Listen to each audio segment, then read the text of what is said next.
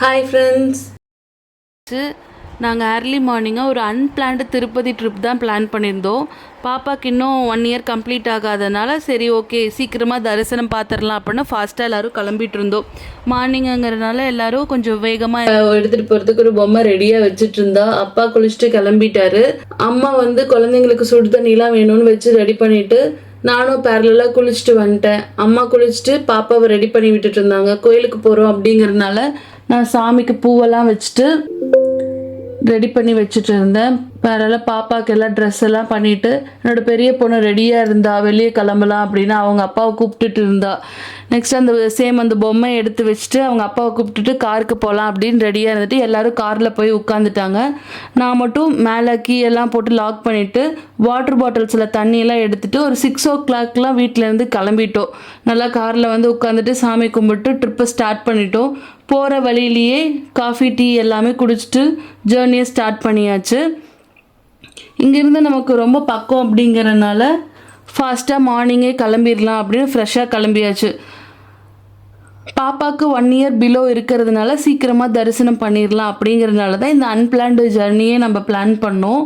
அதனால் சீக்கிரமாக இங்கேருந்து மார்னிங்கே கிளம்பி போயிட்டா மார்னிங்கே பார்த்துட்டு தரிசனம் பார்த்துட்டு கிளம்பிடலாங்கிறது தான். போகிற வழியிலே A to Bயில் எல்லோரும் பிரேக்ஃபாஸ்ட்டு முடிச்சுட்டு போயிடலாம் அப்படின்னு சாப்பிட்றதுக்கு போயிட்டோம். எல்லோரும் ஆளுக்கு தோசை கிச்சடி எல்லாம் வாங்கி சாப்பிட்டுட்டு இருந்தோம்.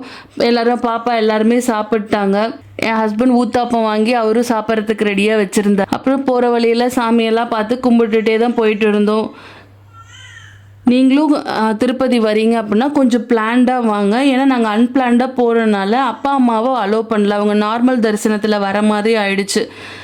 இங்கே போகிற வழியிலே பார்த்திங்கன்னா இங்கேருந்து சாமியை பார்க்குற மாதிரி மேல் திருப்பதியை சாமியை பார்த்து இங்கேயே நாங்கள் சாமியெல்லாம் கும்பிட்டுருந்தோம். போகிற வழியில் அந்த செக்கிங்லாம் இருந்துச்சு. செக்கிங்காக தான் நாங்கள் அந்த டோலில் வெயிட் பண்ணிகிட்டு இருந்தோம். உள்ளே பாப்பா மியூசிக்லாம் போட்டு டான்ஸ் ஆடிட்டே இருந்தா எங்களுக்கு இன்னும் இன்ட்ரெஸ்டிங்காக இருந்துச்சு.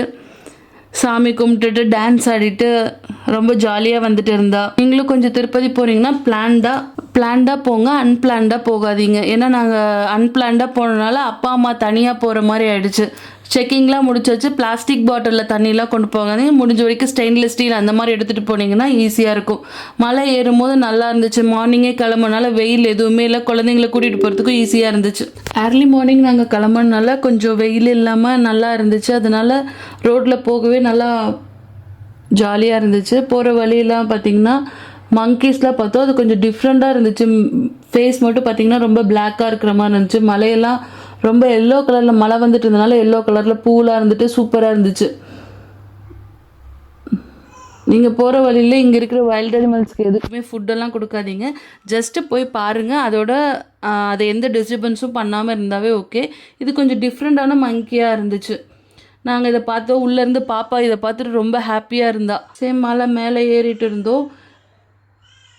இங்கேருந்து போகும்போது எங்களுக்கு கொஞ்சம் பிளான்ட் இல்லாததுனால அன்பிளான்டாக போகிறதுனால என்ன ஆச்சுன்னா நானும் அப்பா அம்மா எல்லாருமே தனியாக போகிற மாதிரி ஆயிடுச்சு. ஏன்னா 1 இயர் பிலோ இருக்கிற குழந்தைங்களை மட்டும்தான் அலோவ் பண்ணுவாங்க. அவங்க பேரண்ட்ஸ் மட்டும்தான் அலோவ் பண்ணுவாங்க. இதோ நீங்கள் பேரண்ட்ஸோடு போகிற மாதிரி தான் உங்களுக்கு எக்ஸ்ட்ரா டிக்கெட் பண்ணி தான் போகிற மாதிரி இருக்கும். இதுதான் சுபதம் கவுண்டரு. இங்கே வந்து அந்த அம்மா வந்து நாமங்கள்லாம் போட்டு இங்கே இந்த இடத்துல இருந்து தான் கீழே இறங்கணும். எல்லாம் எங்களோட மொபைல்ஸ் எல்லாத்தையுமே சரண்டர் பண்ணிவிட்டு இந்த இடத்துல தான் என்ட்ரி ஆகிற மாதிரி இருந்துச்சு. இங்கே நாங்கள் உள்ளே என்ட்ரி ஆகிட்டோம். அப்பா அம்மா தனி கவுண்டரில் போயிட்டாங்க. பாப்பா அங்கே ஒரு பையனோட நல்லா விளையாடிட்டு இருந்தா. நல்லா அவளோட ஃபஸ்ட்டு டைம் ட்ரிப்பு அவளுக்கு கொஞ்சம் நல்லா நினைவெல்லாம் தெரிஞ்சதுனால விளையாடிட்டு இருந்தா.